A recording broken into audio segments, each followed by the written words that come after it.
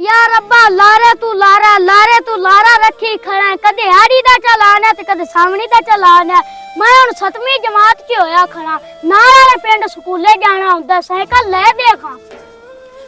ओ cycle पुत्तर तेन मैं कित्थू लै देवां 12,000 13,000 दी डीएपी पाई खड़े हैं आ 45-4600 दी यूरिया पी आंदी ਏ फसल ਨੂੰ ਰੇਟ ਲੱਭਦਾ ਨਹੀਂ ਪਿਆ ਜੇ ਹੁਣ ਆਪਾਂ ਆੜਤੀਏ ਕੋਲੇ ਗਏ ਉਹਨੇ ਆਪਾਂ ਨੂੰ ਕੋ ਦੇਣਾ ਹੈ। ਇੱਕ ਤਾਂ ਜਿਹੜੀ ਉਹਨਾਂ ਕੋਲ ਹਰ ਸ਼ੈ ਲੈਂਦੇ ਪਏ ਆ ਉਹਦੇ ਰੇਟ ਘਣੇ ਪਏ ਲੱਗਦੇ ਨੇ ਜੇ ਘਣਾ ਆਪਾਂ ਪੈਸਾ ਚੜਾਈ ਕੇ ਤੇ ਕਣਕ ਦਾ ਉਹੀ ਆ ਰੇਟ ਜੇ ਪਿਛਲਾ ਰਹੀ ਆ ਜਿਹੜਾ ਪੰਜਾਬ ਗਵਰਨਮੈਂਟ ਨੇ ਪਿਛਲੀ ਵਾਰੀ ਰੱਖਿਆ ਤੇ ਆਪਾਂ ਨੂੰ ਦਈਣ ਕਰ ਦੇਸਣ ਕੋ ਟੁਰ ਤੇ ਗੁਜ਼ਾਰਾ ਕਰ ਲੈ ਕੀ ਆਣਾ ਹੈ ਹੁਣ। अब्बा नहीं हुंदा भाई पांद सहेगा मैं कल नु तेरा नाम रोशन करसा टाइम ते स्कूले जा ते पढ़ लिख ते ले देखा। ओ पुत्र तू ਤਾਂ ਪੜ੍ਹ ਲਿਖ ਤੇ ਮੇਰਾ ਨਾਂ ਰੋਸ਼ਨ ਕਰੇਗਾ ਪਰ ਸਾਡੀ ਜ਼ਿੰਦਗੀ 'ਚ ਜਿਹੜਾ ਮਹਿੰਗਾਈ ਹਨੇਰਾ ਕੀਤੀ ਖੜੀ ਏ ਦੱਸ ਇੰਦਾ ਅਸੀਂ ਕੀ ਕਰੀਏ। ਸਾਡੇ ਤਾਂ ਅੱਜ ਹਾਲਾਤ ਖਰਾਬ ਹੋਏ ਪਏ ਨੇ ਪਤਾ ਨਹੀਂ ਕੱਲ ਕੀ ਬਣਸੀ। ਤੁਸੀਂ ਸਾਡੇ ਨਾਲ ਕੀ ਕਰਸੋ ਔਖੇ ਹੋ ਤੇ ਔਲਾਦ ਨੂੰ ਪਾਲਣੇ ਐ ਔਖੇ ਤਾਂ ਅੱਗੇ ਹੀ ਬੜੇ ਐ ਪਰ ਇਹਨਾਂ ਹਕੂਮਤਾਂ ਨੇ ਆ ਤੇ ਹੋਰ ਔਖਾ ਕਰ ਦਿੱਤਾ ਹੈ। ਚੱਲ ਮੁੜ ਆੜਤੀ ਕੋਲੇ ਚੱਲਨੇ ਆ ਭਾਈ ਉਹ ਵੀ ਛੁਰੇ ਬੜੇ ਤੇਜ਼ ਲੈ ਤੇ ਬੈਠੇ ਹੁੰਦੇ ਨੇ ਉਹ ਵੀ ਤਬਾਹੀ ਮਚਾ ਦਿੰਦੇ ਨੇ ਪਰ ਆ ਜਾ ਮੁੜ ਉੱਥੇ ਚੱਲਨੇ ਆ। ਆ ਮੁਨਸ਼ੀ ਚੁਹਾਰਿਆ ਕੀ ਤੇਰਾ ਚੁਹਾਰੇ ਰੰਗਾ ਮੂੰਹ ਹੈ।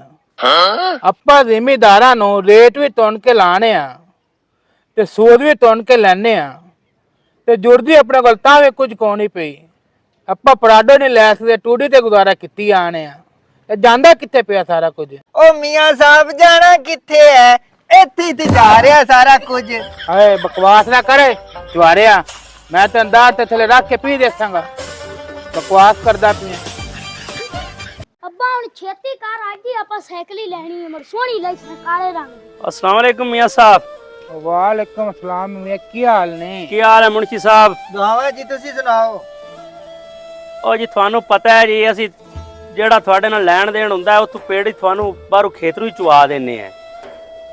ਅਗਲਾ ਆਪਣਾ ਲੈਣ ਦੇਣ ਕਲੀਅਰ ਹੋ ਗਿਆ ਜਿਵੇਂ ਤੁਸੀਂ ਲਾਇਆ ਜਿਹੜਾ ਹਿਸਾਬ ਕਿਤਾਬ ਆ ਤੇ ਉਹਨਾਂ ਬੱਚਾ ਥੋੜਾ ਜਿਹਾ ਰਿਹਾੜ ਕੀਤੀ ਖੜਾ ਹੈ ਤੇ ਇਹਨੂੰ ਜੀ ਸਾਈਕਲ ਹੀ ਲੈ ਤੇ ਦੇਣੀ ਹੈ ਤੇ ਕੋਈ ਸਾਨੂੰ ਪੈਸੇ ਦਿਓ। ਅੱਛਾ ਕਿੰਨੇ ਪੈਸੇ ਚਾਹੀਦੇ ਨੇ ਤੈਨੂੰ।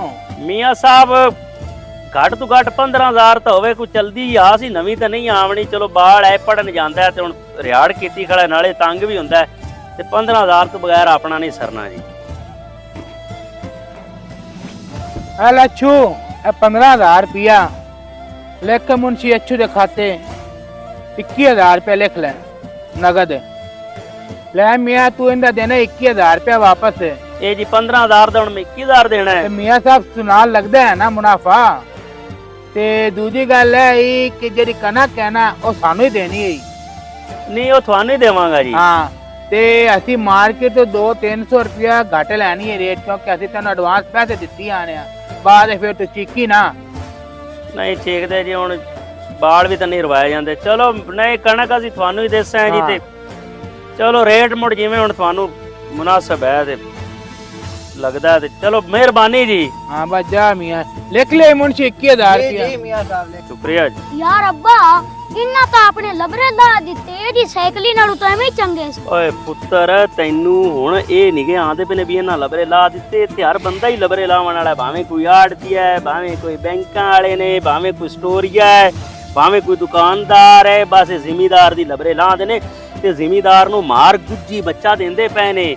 ਇਹ ਆਂਦੇ ਨੇ ਵੀ ਮਾਰ ਨਾ ਕੁੱਟ ਤੇ ਅੰਦਰ ਚਾ ਗੁੱਟ ਵੀ ਇਹ ਖਾਂਦੇ ਵੀ ਤਾਂ ਜ਼ਿਮੀਦਾਰ ਦੇ ਸਿਰ ਤੋਂ ਪੈਣੇ ਆਂਦੇ ਨੇ ਜ਼ਿਮੀਦਾਰ ਨੂੰ ਮਾਰੋ ਵੀ ਨਾ ਅਸਲੂ ਬਸ ਹੌਲੀ ਹੌਲੀ ਕਰਦੇ ਮਾਰੋ। ਇਹ ਤਾਂ ਪੁੱਤਰ ਮੈਂ ਤੈਨੂੰ ਆੜਤੀਆਂ ਕੋਲੇ ਲਿਆਇਆ ਮੈਂ ਤੈਨੂੰ ਸ਼ਹਿਰਾਂ ਨੂੰ ਲੈ ਤੇ ਦਫ਼ਤਰਾਂ ਨੂੰ ਲੈ ਤੇ ਤੈਨੂੰ ਟੋਰ ਪਵਾਂ ਦੁਕਾਨਾਂ ਨੂੰ ਲੈ ਤੇ ਟੋਰ ਪਵਾਂ ਤੇ ਤੈਨੂੰ ਹਰ ਥਾਂ ਤੇ ਐਵੇਂ ਲੱਗਸੀ ਅੱਬਾ ਆਪਣੇ ਲਬਰੇ ਲੈ ਕੇ ਤੂੰ ਬਾਲ ਦਿਲ ਛੱਡ ਜਾਸੀ।